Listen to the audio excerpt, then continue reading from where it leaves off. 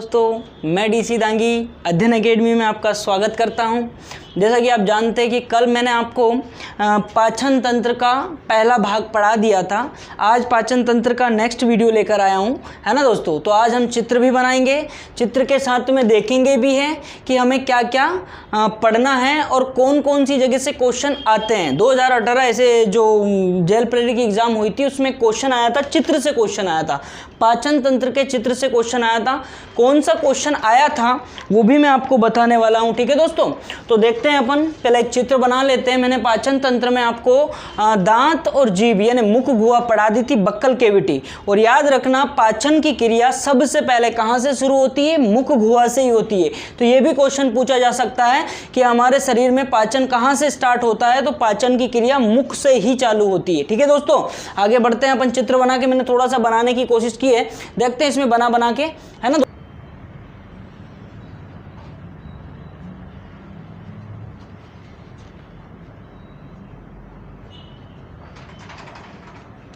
देखिए दोस्तों, आपको मैं बता रहा था कि पाचन तंत्र का चित्र बना रहे थे हम। जस्ट ये इसका थोड़ा सा नाक है, दिख रहा है आपको?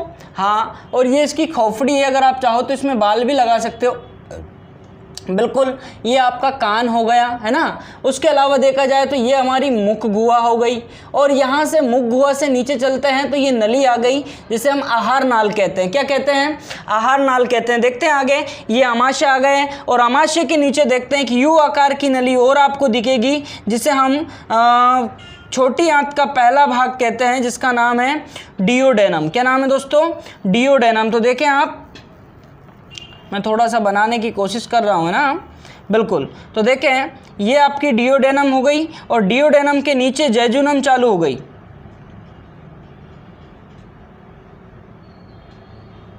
ये कुछ इस तरह की नली है, ये देखें आप। ज़्यादा बड़ा नहीं बनाऊंगा मैं, चित्र छोटा ही बनाऊंगा, आप बस समझने की कोशिश करना, है ना। ये हमारे अंदर आमाशय के नीचे पाई जाने वाली एक कोइल्ड नली बता रहा हूँ मैं आपको, है ना, बिल्कुल। तो ये मान लो मैंने कितनी सी बड़ी बना दी, ज़्यादा बड़ा नहीं बना रहा हूँ मैं इस बार, है ना। तो ये एक छोटी आंत बना दी मैंने अंदर ही अंदर, ठीक है। और यहाँ से अगर देखा जाए तो यहाँ से एक बड़ी सी नली चालू हो गई, जिसका नाम है बड़ी आंत। क्या है दोस्तों? बड़ी आंत, है ना। थोड़ी सी बनाई है मैंने, ज़्यादा नहीं बना रहा हूँ मैं।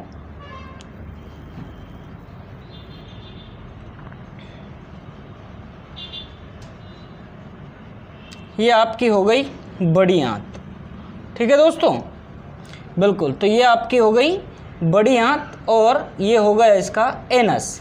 क्या हो गया? एनस। मैंने छोटा सा बनाने की कोशिश की आप लोगों के सामने, और बिल्कुल यहाँ पे आप देखें तो एक ऐसी संरचना पाई जाती है जिसे हम क्या कहते हैं? लीवर कहते हैं। क्या कहते हैं दोस्तों? लीवर कहते हैं। और यहाँ इससे जुड़ी एक और रचना पाई जाती है, और इस वाली रचना को हम पित्ताशय कहते हैं। क्या कहते हैं? पित्ताशय कहते हैं। अब आपकी जानकारी के लिए मैं बता देता हूं कि यहां से क्वेश्चन पूछा गया था कि पित्त रस को संग्रह करने वाला, 2018 जेल प्रेरी में पूछा गया क्वेश्चन है। और क्या क्वेश्चन था कि पित्त रस को संग्रह करने वाले पित्ताशय की स्थिति उसके स्त्रावण अंग के कौन से स्त्रावण अंग के पास होती है? क्या पूछा गया था? स्त्रावण अंग, कौन सा स्त्रावण अंग के पास होती है। तो अब देखें, इसकी स्थिति जो है कौन से अंग के पास है, तो आपको मैं बता दूं, ये है आपका स्त्रावण अंग। दिख रहा है? यह है स्त्रावण अंग, जिसका नाम है यकृत, और ये उसी के पास में है, क्या है? पित्ताशय। आ रही बात समझ में? तो यकृत के जस्ट पास में होता है पित्ताशय, तो आंसर क्या था इसका? यकृत। इसलिए ध्यान रखें, चित्र से भी क्वेश्चन पूछे जाते हैं, ऐसा नहीं कि हमने जो पढ़ा है उसी से क्वेश्चन आएंगे। ध्यान रखें, है ना, क्योंकि लीवर के जस्ट पास क्या है? पित्ताशय। और उसने स्थिति पूछ ली, ये पूछ ली कि कहां पर कौन सा अंग होता है। अब आपको ये भी पता होना चाहिए कि हमारा ये पेट है, हमारा ये शरीर है, शरीर में ये हम बोलते हैं ये पेट है हमारा, यहाँ पे हमारा आमाशय होता है, इधर हमारा लीवर होता है। अरे बात समझ में आ रही ना? पित्ताशय होता है, वो प्लिया होता है, बहुत सारे कोश जो शरीर के अंग है जिन्हें हम ऑर्गन या अंग कहते हैं। तो वो अंग जो है उनकी स्थिति पूछ ली कि कौन सा किसके पास होता है। थोड़ा सा ध्यान रखें इस चीज का, चित्र देख के, और चित्र से भी क्वेश्चन आ सकते हैं, ऐसा नहीं कि नहीं आ सकते। 2018 जेल पेपर जो थे, बहुत सारे पेपर हुए थे, जिसमें से एक पेपर में ये क्वेश्चन था। ठीक है दोस्तों, मैंने अध्ययन ग्रुप में आपको ये डाला भी है, आप देख सकते हैं बिल्कुल इसमें। तो देखें आप, यहाँ पर लीवर, यहाँ पे पित्ताशय, और ये पित्ताशय से एक नली लेकर आई है इसको, पित्तरस को, और वो आकर खुल गई कहाँ पर आके, यहाँ पर छोटी आंत में। कहाँ खुली है? छोटी आंत में। और इसी छोटी आंत की अगर बात करें अपन, तो यहाँ पर एक छोटी सी रचना पाई जाती है। देखें आप, एक पत्तीनुमा संरचना है। कैसी संरचना है दोस्तों? एक पत्तीनुमा संरचना है, और इस पत्तीनुमा संरचना को हम अग्नाशय कहते हैं। क्या कहते हैं दोस्तों? अरे बोलोगे क्या कहते हैं? अग्नाशय कहते हैं, बिल्कुल कहते हैं। तो सबसे पहले हम देखें इधर, ये हो गई हमारी मुख गुहा। क्या हो गई? मुख गुहा। अरे है ना, बिल्कुल। उसके बाद में आगे बढ़ते हैं, तो ये हो गई मुख गुहा से लगी हुई रचना जिसका नाम है ग्रसनी। क्या नाम है? ग्रसनी। मुख गुहा को क्या कहते हैं, आपको याद है? अरे बोलो ना, बिल्कुल, बक्कल कैविटी। Buccal cavity. ग्रसनी को बोलते हैं फेरिंग्स। क्या बोलते हैं? फेरिंग्स, है ना। और उसके बाद में नीचे आते हैं, तो ये हो गई ग्रास नाल। क्या हो गई? ग्रास नली या ईसोफेगस। क्या बोलते हैं? ईसोफेगस। ईसोफेगस हो गई। बात समझ में आ रही दोस्तों? उसके बाद नीचे चलते हैं, तो ईसोफेगस के जस्ट नीचे वाली जो नली है उसका नाम है आमाशय। क्या नाम है? आमाशय, या इसे आप बोलो तो स्टमक भी कहते हैं। क्या कहते हैं? स्टमक। आ रही बात समझ में? तो स्टमक हो गया, ईसोफेगस हो गई, ग्रसनी हो गई, है ना। बात समझ में आ रही ना। और बस जस्ट आमाशय का अंतिम भाग जो होता है, जहां पर एक छिद्र पाया जाता है, इसका नाम है पाइलोरिक। क्या नाम है? पाइलोरिक वाल्व या पाइलोरिक छिद्र। पाइलोरिक वाल्व हो गया। यहां पर आप देखोगे तो इस वाली रचना को हम यकृत कहते हैं। क्या कहते हैं दोस्तों? यकृत, या अंग्रेजी में बोले तो लीवर कहते हैं दोस्तों। ये हमारे शरीर की सबसे बड़ी ग्रंथि भी मानी जाती है ना। ग्रंथि, ध्यान रखे, मैंने आपसे सबसे बड़ी क्या बोली? ग्रंथि बोली, है ना, अंग नहीं बोला। शरीर का सबसे बड़ा अंग त्वचा होती है, लेकिन ग्रंथि कौन सी होती है? यकृत। बिल्कुल। आमाशय में टोटल 3 भाग होते हैं। कितने भाग होते हैं दोस्तों? 3। एक है कार्डियक, मैं नाम भी लिख देता हूं, कार्डियक, फंडिक, फंडिक और पाइलोरिक। पाइलोरिक। कितने भाग दोस्तों? 3 भाग, कार्डियक, फंडिक, पाइलोरिक। आ रही बात समझ में? नीचे चलते हैं, तो ये हो गया हमारा पित्ताशय। क्या हो गया? पित्ताशय। मैं थोड़ा सा ऐसे लिख रहा हूं छोटा अक्षरों में, ध्यान दे थोड़ा सा। पित्ताशय या गॉल ब्लैडर। क्या बोलते हैं? पित्ताशय बोलो या गॉल ब्लैडर बोलो, ठीक है दोस्तों। तो गॉल ब्लैडर, लीवर और अग्नाशय यानी पैनक्रियास। तो इसका नाम क्या है दोस्तों? अग्नाशय, है ना। तो ये हो गया अग्नाशय या पैनक्रियास बोल दो इसको। पैनक्रियास, पित्ताशय, उसके बाद में यकृत और आमाशय, ग्रासनली, ग्रसनी और मुख गुहा, है ना। तो मैंने आहार नाल जो बताई थी आपको, आज क्वेश्चन भी किया है मैंने कि आहार नाल की लंबाई कितनी होती है? कितनी बताई थी मैंने? 8 से 10 मीटर बताई थी, बिल्कुल, है ना। 32 फीट। कितनी? 32 फीट, या 8 से 10 मीटर मानो या 32 फीट मानो। आहार नली ये मुंह से लेकर यहां तक की होती है। ये पूरी लंबी नलिका जो होती है, इसके मैंने आपको 5 से 6 भाग बताए थे।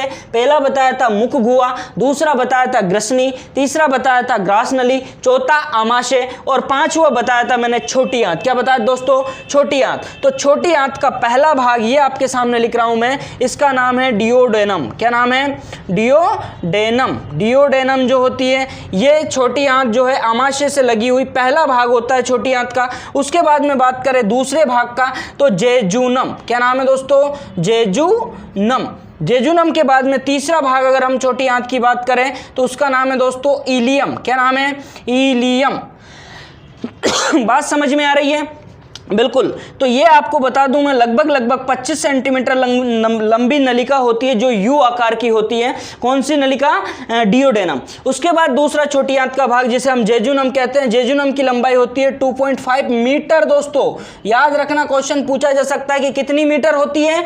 2.5 मीटर यानी 2.5 मीटर।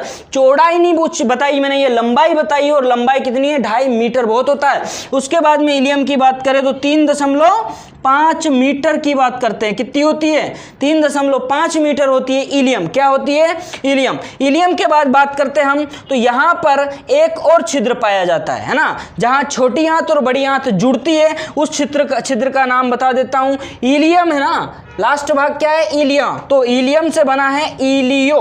क्या बना है? इलियो, है ना। और ये जो बड़ी आंत का पहला भाग है जिसका नाम है सीकम। क्या नाम है? सीकम। तो सीकम से बन गया सीकल, इलियो सीकल वाल्व या छिद्र बोलो, है ना। तो वाल्व जो था वो छोटी आंत को बड़ी आंत से जोड़ता था, और भोजन जो है छोटी आंत से बड़ी आंत में इससे आ तो सकता है, लेकिन वापस छोटी आंत में जा नहीं सकता, है ना, ये वाल्व जो था। अब उसके बाद में देखो इससे जुड़ी हुई छोटी सी रचना और आपको दिखाई दे रही होगी। बिल्कुल, इस छोटी सी रचना का नाम है अपेंडिक्स। इसे वर्मिफॉर्म अपेंडिक्स भी कहते हैं। आपने बीमारी का नाम भी सुना होगा कि अपेंडिक्स की बीमारी हुई है। बिल्कुल वो येसी की बीमारी होती है। इसके बारे में थोड़ा सा जान लो, कभी क्वेश्चन आ जाए इससे। मैं आपको बता दूं कि ये ऐसी रचना है हमारे शरीर में जो पहले तो क्रियाशील थी, सक्रिय थी, एक्टिव थी, लेकिन ये धीरे धीरे धीरे धीरे निष्क्रिय होती गई है, और आज हमारे शरीर में ये रचना जो है पूरी तरह से एक अवशेषी अंग के रूप में प्रेजेंट है, वह उपस्थित है। बोले तो वेस्टिजियल ऑर्गन है ना, हमारी बॉडी का ये वेस्टिजियल ऑर्गन बोल सकते हो। बिल्कुल बेकार सा अंग है, इसका हमारे शरीर को अब कोई आवश्यकता नहीं है। होता क्या था कि पहले जो हमारे दादा परदादा लोग जो थे उस टाइम पे ज़्यादा उत्पादन नहीं होने के कारण कई बार ऐसा वो भी होता था कि उन्हें खाना नहीं मिल पाता था, और खाना नहीं मिल पाता था तो होता क्या था कि कुछ लोग अपनी भूख मिटाने के लिए घास फूस भी खा लिया करते थे। अब वो जो घास फूस खाते थे, तो आप एक चीज जानते होंगे, अगर आपने कभी कार्बोहाइड्रेट का नाम सुना है, तो कार्बोहाइड्रेट में सेल्यूलोज नाम का जो कार्बोहाइड्रेट है, जो एक पॉलीसेकेराइड है, उस कार्बोहाइड्रेट का जो स्टार्च है, सेल्यूलोज जो है, वो क्या करता था कि हमारे शरीर में जब घास फूस के द्वारा अंदर जाता था, तो वो सेल्यूलोज का पाचन करने के लिए ये वर्मिफॉर्म अपेंडिक्स जो है इसमें एंजाइम बनते थे, और वो सेल्यूलोज पच जाता था, जिससे हमारे शरीर को कोई नुकसान नहीं होता था। आ रही बात समझ में? लेकिन हुआ क्या कि जब से हम पका के खाने लगे, तब से देखते देखते हम देखते जा रहे हैं कि धीरे धीरे हम अच्छे अच्छे पकवान बना के खाने लगे, खाना वाना भी ठीक से मिलने लगा। जैसे जैसे हमारे देश का नहीं, बाकी पूरे विश्व की बात करें तो ये जैसे जैसे विकसित होने लगे देश, बहुत सारी कंट्रीज विकसित होने लगी, तो लोग क्या है अपनी आवश्यकताओं की जो पूर्ति है बहुत अच्छे से कर पा रहे हैं, खाना पर्याप्त मात्रा में मिल रहा है। तो पका के खाने से हुआ क्या कि अब है ना, ये जो अंग है इसमें जो एंजाइम बनते थे, वो एंजाइम धीरे धीरे बनते तो रहे, पर कब तक बनेगा, क्योंकि जब तक सेल्यूलोज नहीं पहुंचे वो एंजाइम क्यों बनाएगा। धीरे धीरे उसने अपना काम करना क्या कर दिया, कम कर दिया, और जैसे जैसे उसने अपना वर्क कम किया, तो वर्क कम करने के पश्चात ये हुआ कि एक टाइम ऐसा आया कि वो पूरी तरह से निष्क्रिय हो गए, है ना। और अब हमारे शरीर में अगर आप सेल्यूलोज खाने की कोशिश भी करो, तो भी आपका ये शरीर का ये जो अंग है एंजाइम्स नहीं बनाता, निष्क्रिय होकर, बिल्कुल निष्क्रिय होकर पड़ा है हमारे शरीर में, इसका कोई काम नहीं बचा है। इसलिए इसे हम वेस्टिजियल ऑर्गन या अवशेषी अंग के नाम से भी जानते हैं, है ना। पर इतना ध्यान देना कि कभी कभी किसी ना किसी परिवर्तनों के कारण, है ना, ये अपने शरीर में थोड़ी सी साइज को बढ़ाने लगता है ना। तो कभी कभी जब इस अंग में थोड़ी वृद्धि होने लगती है, तो ये हमारे पेट में चुभता है। क्या होता है?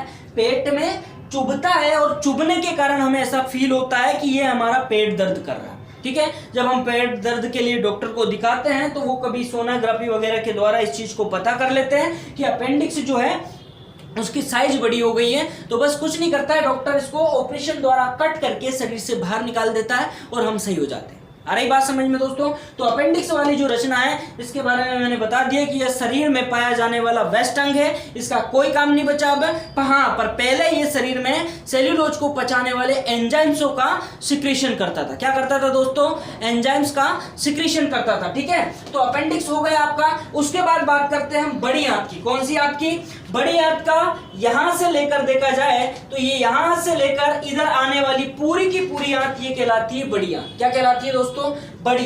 वैसे दिखने में तो छोटी से छोटी जो छोटी आंत है उससे छोटी लग रही है, लंबाई में तो क्या लग रही है छोटी आंत से ये छोटी, लेकिन मोटाई में बड़ी है। क्या है? मोटाई में बड़ी होने के कारण ही हम इसे क्या कहते हैं? बड़ी आंत। तो बड़ी आंत का पहला भाग देखेंगे दोस्तों, ये इतना सा है जिसका नाम सीकम है और इसकी लंबाई अगर देखा जाए तो 5 से 7 सेंटीमीटर होती है। कितनी होती है? 5 से 7 सेंटीमीटर। उसके बाद यहां से लेकर ये इतना पाया जाने वाला भाग का नाम है कोलोन। क्या नाम है दोस्तों?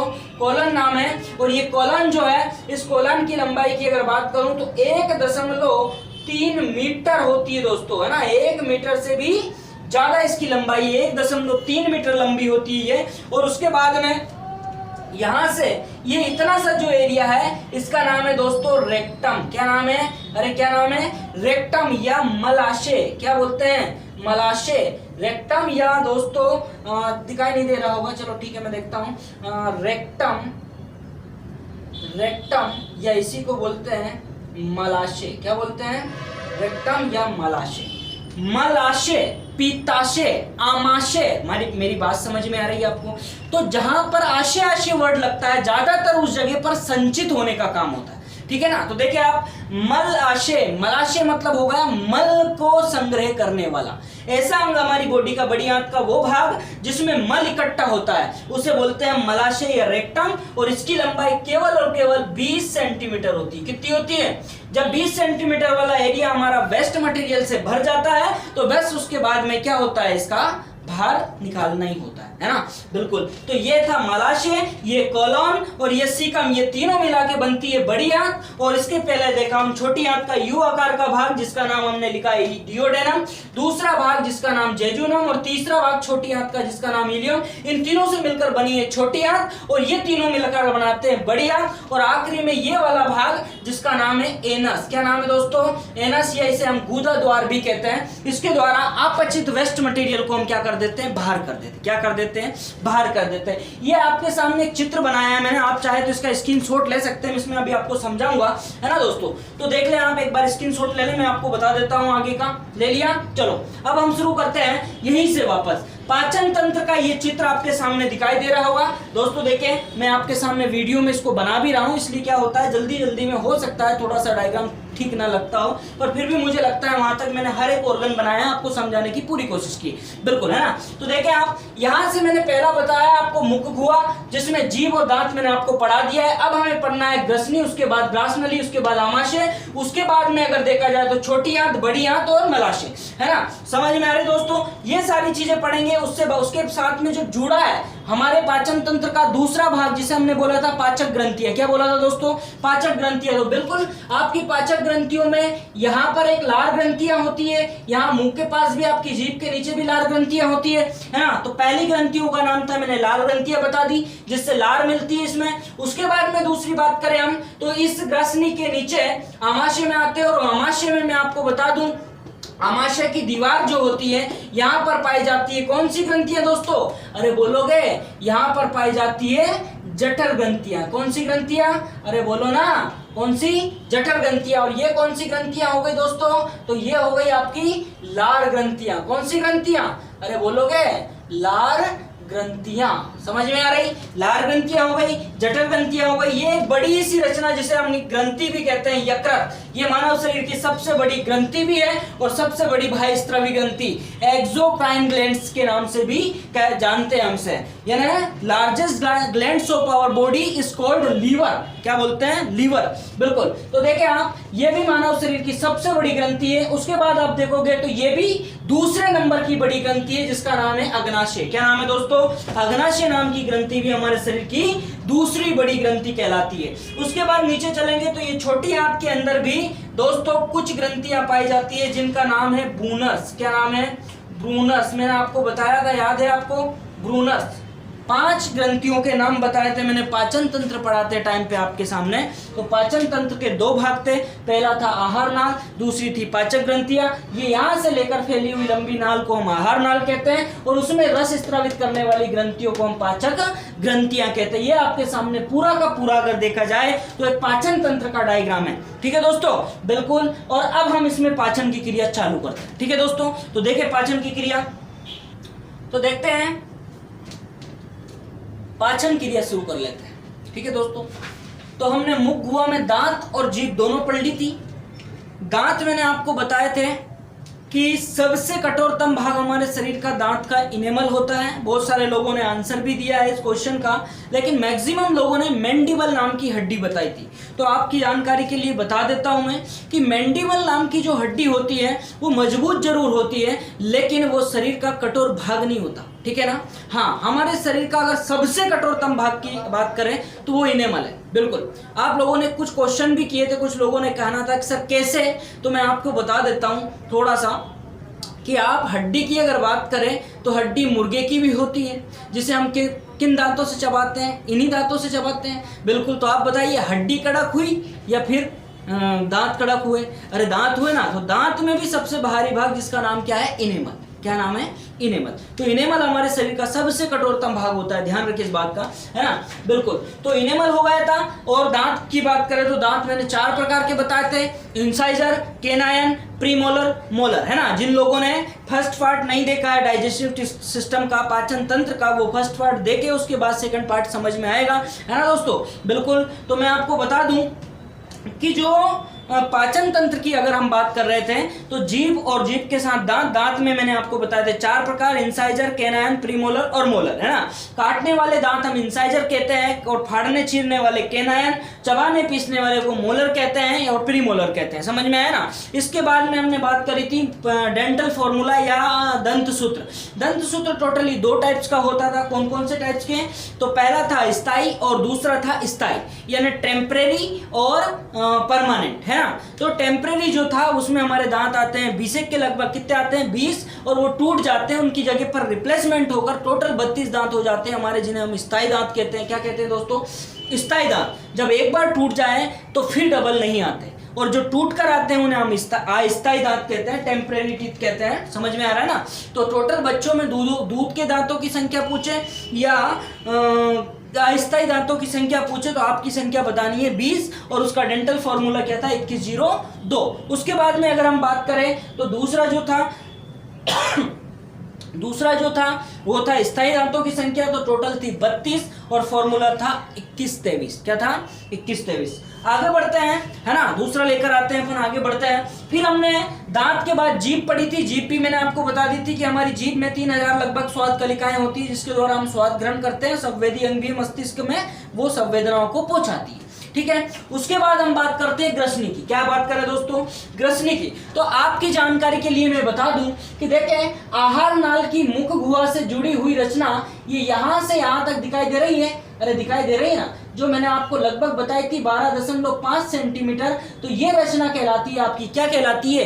ग्रसनी कहलाती है, फेरिंग्स कहलाती है। आ रही बात समझ में? बिल्कुल, तो ये फेरिंग्स है ना। क्या है ये?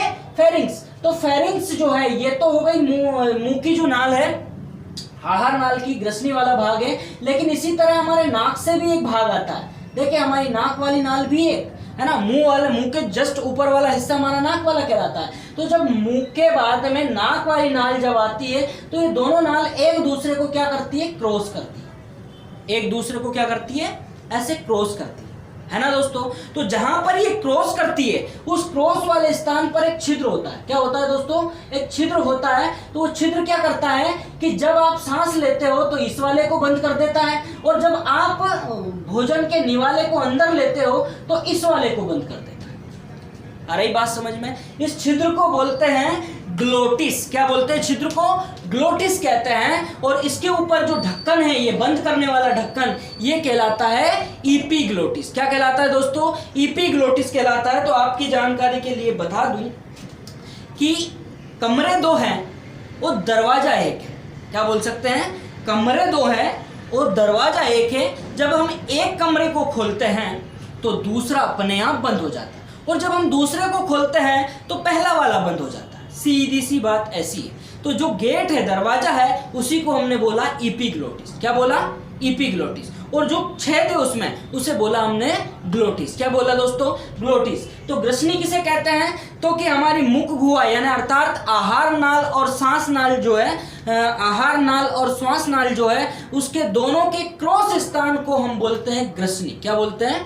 ग्रसनी, जिसमें एक छिद्र होता है और एक ढक्कन होता है। छिद्र का नाम है ग्लोटिस और जो ढक्कन है उसका नाम है इपीग्लोटिस। बात समझ में आ रही है आपको? बिल्कुल। एक एग्जांपल दे देता हूं कि सर ऐसा कैसे होता होगा, तो मैं आपको उदाहरण उदाहरण दे देता हूँ। कभी कभी आपने खाना खा रहे हो आप और निवाला अंदर लिया, ठीक है, और उसी टाइम पे आपने क्या ले ली, सांस ले ली। समझ रहे हो क्या?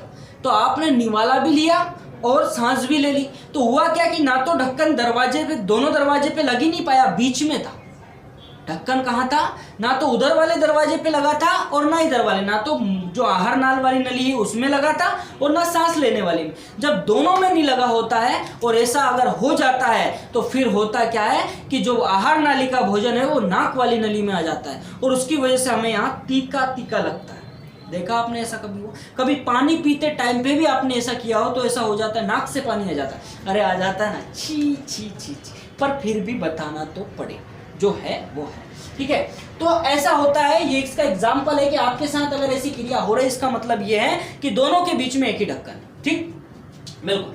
ग्रसनी के बाद नीचे चलते हैं, तो ग्रसनी के बाद आ जाती है ग्रास नली। क्या है दोस्तों? ग्रास नली। आपकी जानकारी के लिए बता दूं कि यहां से लेकर ये इतनी लंबी नलिका जो है, जिसकी लगभग मैंने लंबाई बताई थी आपको 25 सेंटीमीटर, ये 25 सेंटीमीटर जो लंबी नलिका है इसको हम बोलते हैं ग्रास नली या इसोफेगस कहते हैं। क्या बोलते हैं? इसोफेगस। तो ये ग्रास नली जो होती है इसमें भोजन का होना कुछ नहीं है, बस इतना होता है कि मुख गुहा से आया हुआ भोजन का ये गोला, निवाला है ना, ये निवाला जो है एक बोलस बोल दो या इसको, या गोलक बोलो, गोलक के रूप में नीचे आएगा। पर नीचे आने के बाद क्या बताओ मुझे, हम क्या धक्का देते हैं या हर निवाले के बाद पानी पीते हैं? नहीं पीते ना, फिर भी हमारा भोजन क्या आता है, नीचे आता है ना। तो यहाँ पे कोई गुरुत्वाकर्षण बल काम नहीं कर रहा है कि जो भोजन को नीचे खींच रहा है। अरे मेरी बात समझ में, बिल्कुल। पर यहाँ पर ये भोजन नीचे किस गति के कारण आता है? तो यहाँ पर गति का नाम आ जाता है क्रमानुकुंचन। कौन सी गति दोस्तों? क्रमानुकुंचन गति या पेरिस्टाल्टिक मूवमेंट अंग्रेजी में से हम कहते हैं। तो ये जो निवाला है भोजन का, इधर इस नली से होते हुए नीचे आता है और नीचे आने के बाद जैसे ही आमाशय में आता है, इस भोजन का नाम बन जाता है काइम। क्या नाम बन जाता है? भोजन का काइम नाम बन जाता है। यहाँ पे जठर ग्रंथियों से जठर रस निकलता है और जठर रस निकलने के बाद आमाशय में भोजन की लुगदी बन जाती है ना। जैसे शुक्ला होता है कि नहीं, शुक्ला नहीं आया समझ में आप लोगों को, मैं बता देता हूँ।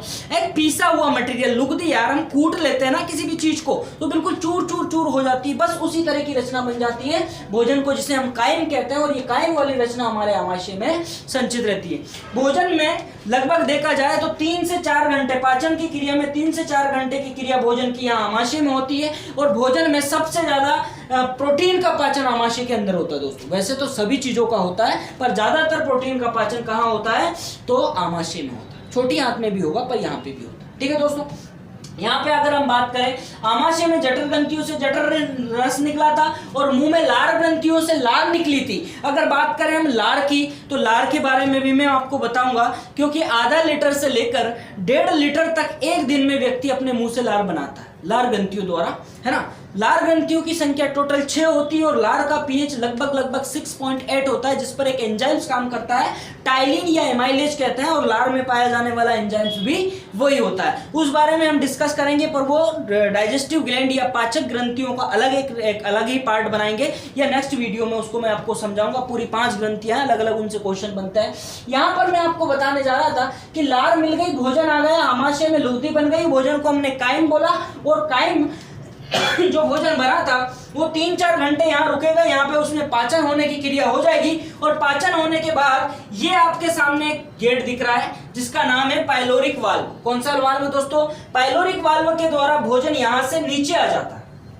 आ रही समझ में? अब कंडीशन ये है कि भोजन एक बार ऊपर से अगर नीचे आ गया तो नीचे से ऊपर नहीं जाएगा। क्या आया समझ में? कि भोजन ऊपर से अगर नीचे आ गया तो नीचे से भोजन ऊपर नहीं जाएगा। क्यों? क्योंकि ये दरवाजा जो है ना, ये भोजन को केवल एक तरफ ही आने देता है। एक तरफा वाल्व होता है, जिसको आप कह सकते हो कि वन साइड, है ना। वन साइड मतलब क्या कि एक बार भोजन को इधर ला दिया, पर भोजन वापस ऊपर चढ़ेगा तो वो लग जाएगा। समझ में आ रही? इसीलिए इस वाल्व का प्रयोग होता है। यहाँ पे रहता है ये कि भोजन जो है अगर छोटी आंत में आ गया तो ये मान के चलो कि वो वेस्ट मटेरियल बनेगा और वो वेस्ट मटेरियल वापस हमारे आमाशय में नहीं जाए और आमाशय से और ऊपर ना जाए। नहीं तो अगर ऐसा होता तो मुंह से बहुत ज्यादा बदबू आने लगती। ठीक है, तो वेस्ट मटेरियल वाली जो बदबू है ज्यादा ऊपर नहीं जाती है, नीचे ही रह जाती है। ठीक, तो ये है पाइलोरिक वाल्व का काम कि भोजन को नीचे ला देता है लेकिन ऊपर नहीं जाने देता। फिर आता है हमारा छोटी आंत। क्या आती है दोस्तों? छोटी आंत। एक क्वेश्चन आता है कि पाचन की क्रिया सर्वाधिक कहाँ होती है? क्या बोला मैंने?